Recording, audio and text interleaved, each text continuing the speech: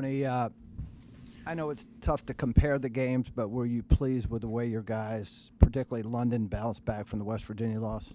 Certainly. I really challenged the guys to play real hard, have a great hunger about them. I said we're a blue-collar program, and if we are, it'll show up in our effort on the defensive end and offensively, and I thought the guys responded.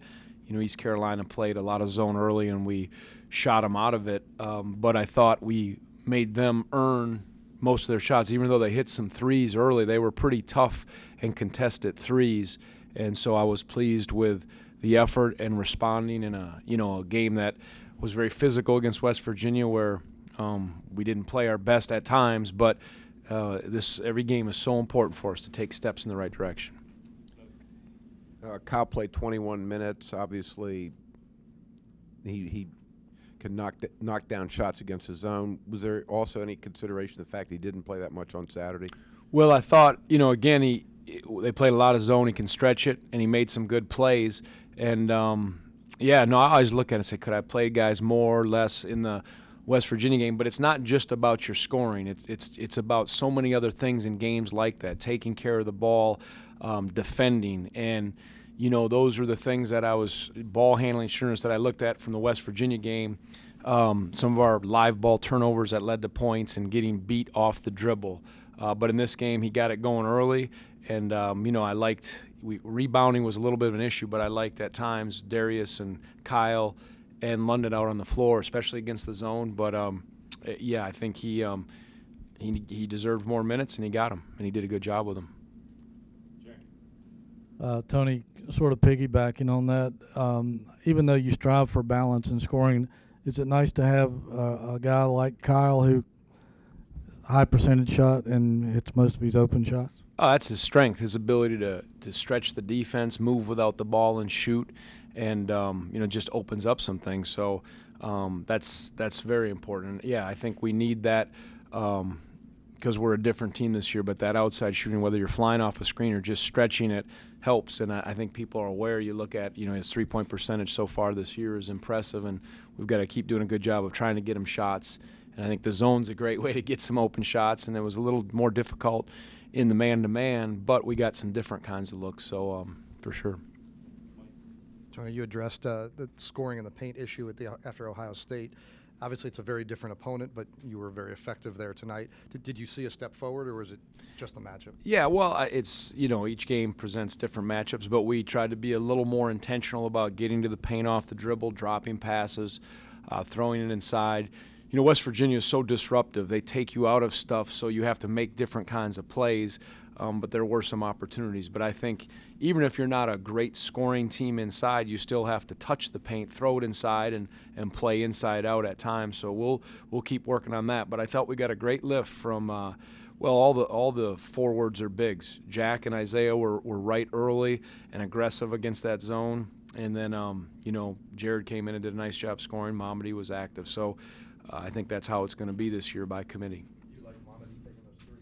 Well, he can shoot the three, not the one where he took when the shot clock was a little bit going down. I thought that was a little foolish, but the other one was the right shot. When he lifts up, he made those big threes against Providence, and he actually has a nice stroke. We got to get that free throw squared away, but I liked his that shot was fine. The other one I didn't like, and I let him know.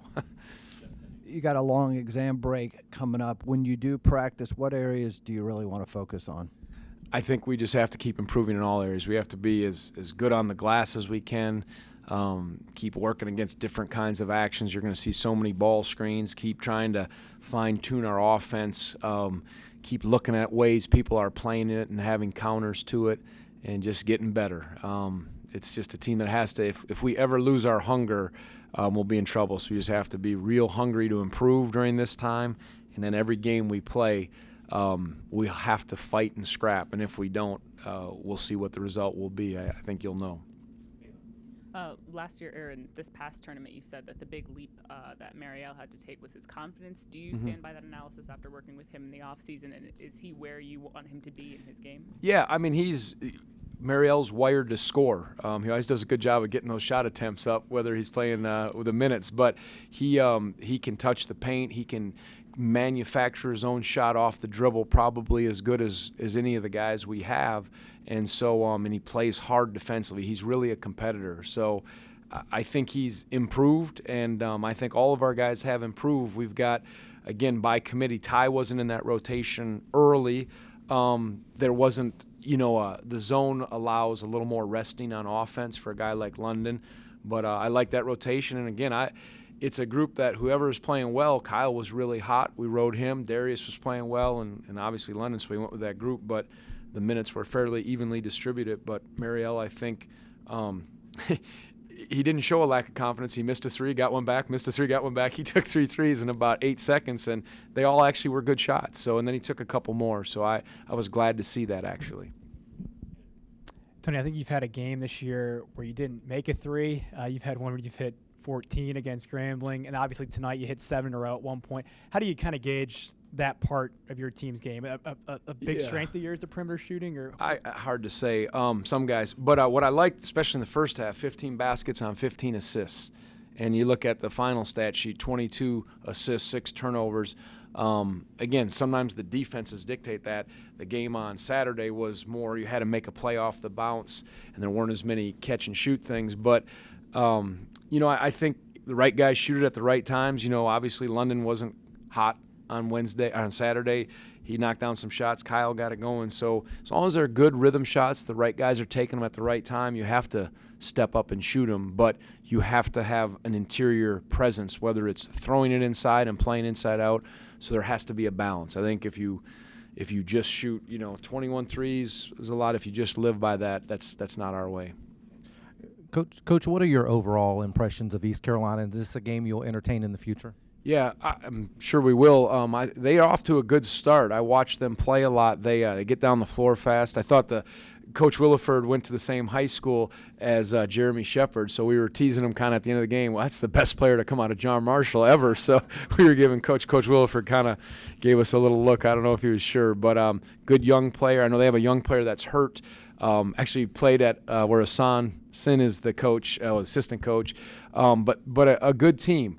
The stat that was interesting is they're 5th in the country in field goal percentage defense. So when they came out in a zone, I was a little surprised, and we got some shots going. They're man-to-man when they get after it has bothered some people, but they play hard. Coach Lebo does a good job with them, and we knew we'd have to compete. They get on the glass. They had 11 offensive rebounds, so I hope for those guys they can really compete this year, but certainly they have some ability. You can see that.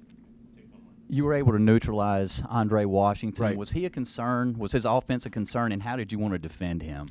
Well, we're, we most of the time, if we're going against a big guy and he gets it, we try to trap the post big on big. That's a staple of our defense, to try to be disruptive. And I thought for the most part we did a good job. He, it's hard to score out of that, and we were there quick, so he couldn't quite see over the top. But yeah, his ability to block shots on the defensive end and his size is an issue, and then he does. If he gets the ball and you're playing him one-on-one, he can go right over the top with good touch, and he was a key to certainly keep the ball either when it went in his hands, get it out, and scramble around.